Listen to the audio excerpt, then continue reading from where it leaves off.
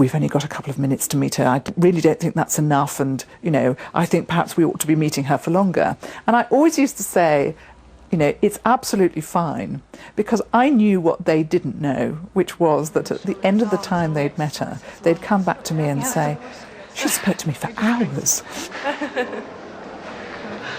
And were you in a motorbike accident? There was a driving accident. Dived into the water while I was too shallow. So how long do they work you in here for in the morning? Long enough, I suppose. Long enough, yeah. Were you able to sleep in the afternoon? She had that ability to make people feel included and to make other people the centre of attention. And actually that's a special gift, and not many people have it. And she had it in enormous abundance. Obviously, so we're parents to them as well. You're building extensions on your we are. all these people. We just as a happy family, you know. Yeah. I mean, I was one of 9, so we was used to sharing. Yeah, we was used to sharing, you know.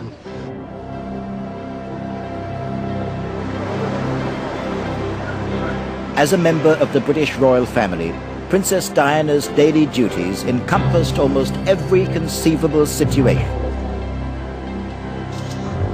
Despite the many problems she faced in her personal life, she tackled each official engagement with grace and aplomb.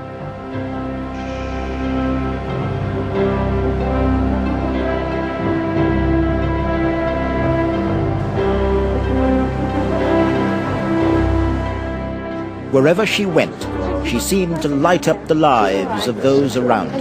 Who's that? I thought you might ask that one. Who's that? Who does she belong to? Yours?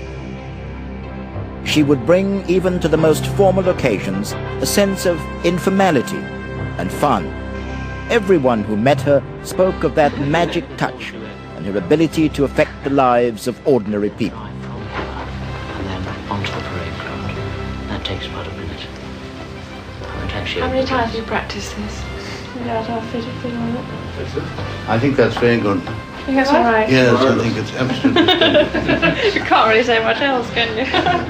It's lovely, thank you very much. I'm proud.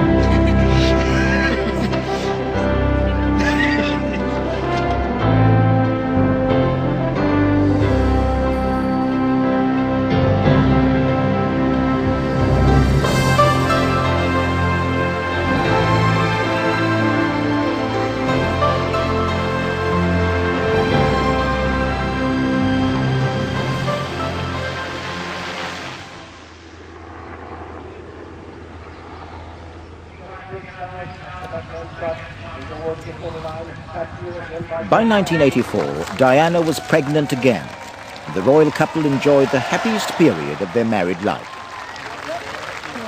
A short while later, on September the 15th, at St. Mary's Hospital in London, Prince Harry was born. But what should have been a joyous occasion for both Charles and Diana quickly turned sour. After Prince Harry was born, he said to her friends, he looked at Harry, he expected to have a girl, he wanted a girl, and he said, oh, it's a boy, and it's got red hair. Red hair is a Spencer characteristic. So she says herself that something inside died on that day, on the day that Harry was born, and from that moment onwards, her staff, her friends, and all those around her could feel the chill surrounding Charles and Diana. Diana was concerned that the sorry state of her marriage should not affect the lives of her sons. Memories of her own unhappy childhood reinforced her determination to become the best mother in the world. With typical tenacity, she made the young princes the center of her life.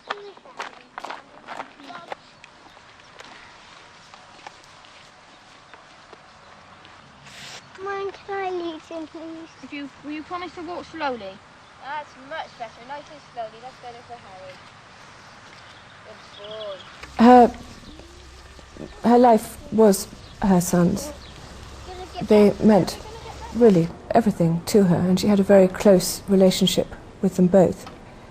She really has guided them through so much and prepared William certainly for the role ahead of him. And I think he will miss her more than words can possibly say.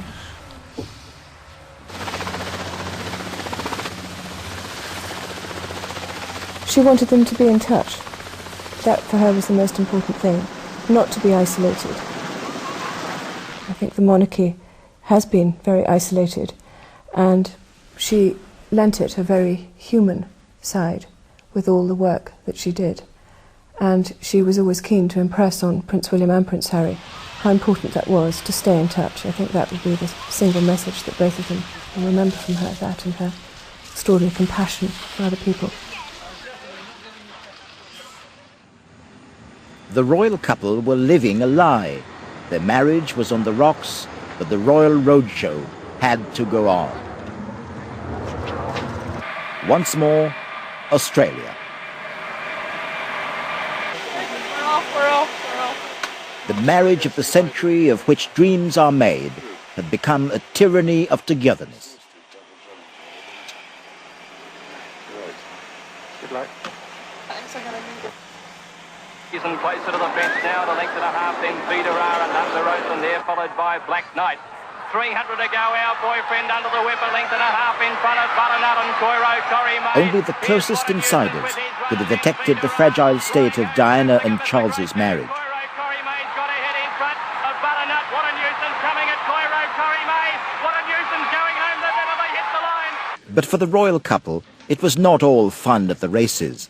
Overseas tours were long and arduous, and made more difficult by a strained relationship and schedules that didn't always go according to plan.